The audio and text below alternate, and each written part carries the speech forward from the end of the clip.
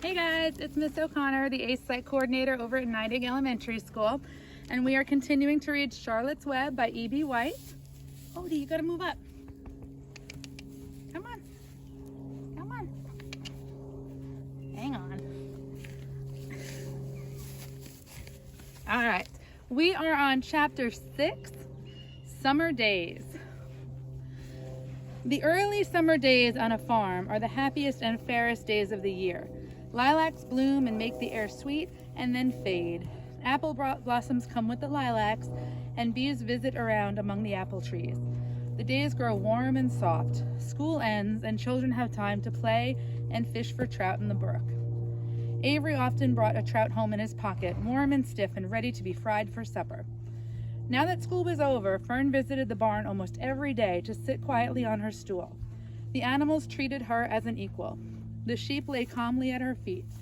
Around the 1st of July, the workhorses were hitched to the mowing machine, and Mr. Zuckerman climbed into the seat and drove into the fields. All morning you could hear the rattle of the machines as it went round and round, while the tall grass fell behind the cutter bar in long green swashes.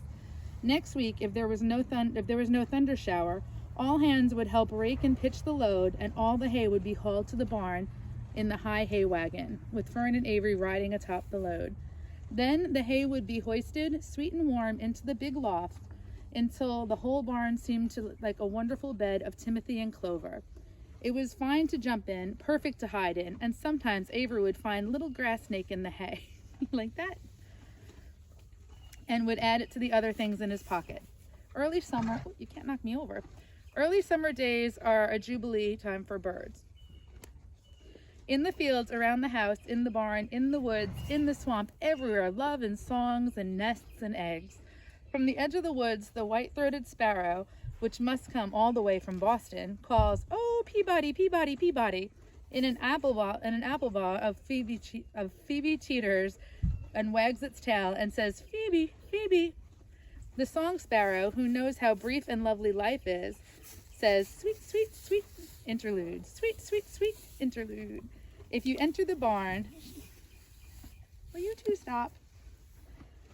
If you enter the barn, the swallows swoop down in front of their nests and scold. "Cheeky, cheeky," they say. In early summer, boys, quit. In early summer, there are plenty of things for a child to eat and drink and suck and chew.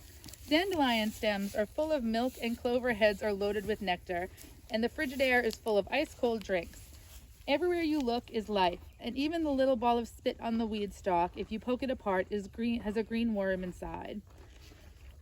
And on the underside of the leaf of the potato vine, are the bright orange eggs of the potato bug.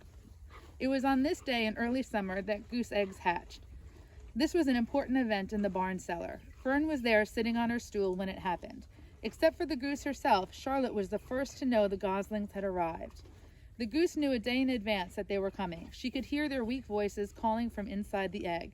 She knew that they were in desperately cramped position inside the shell and were most anxious to break through to get out.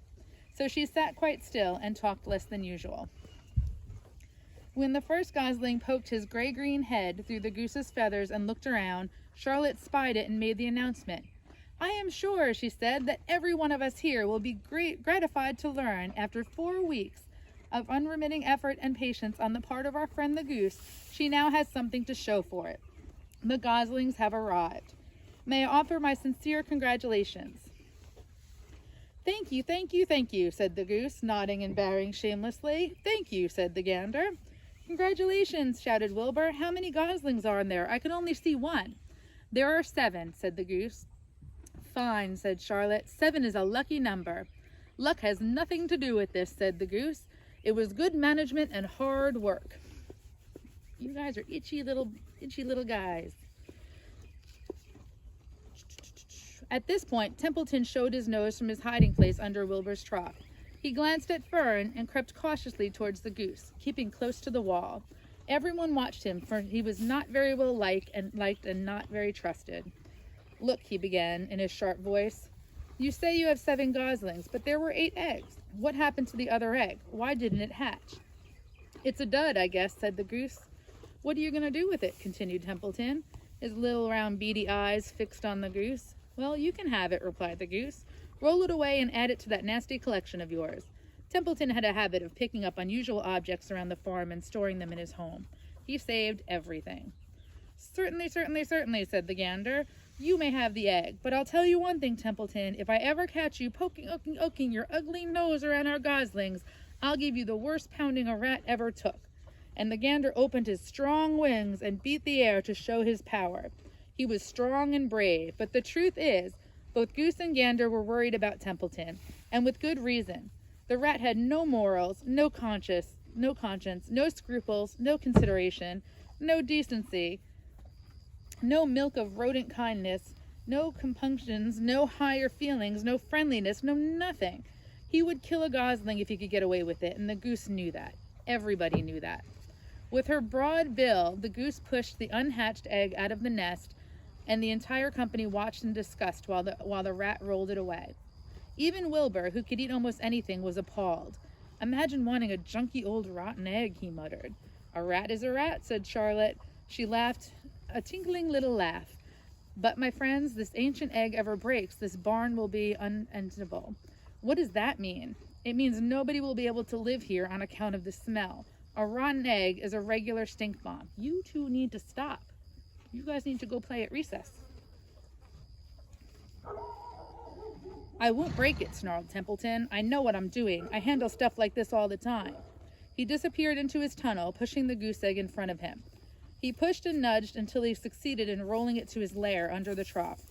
That afternoon, when the wind had died down and the barnyard was quiet and warm, the gray goose led her 7 goslings off the nest and out into the world.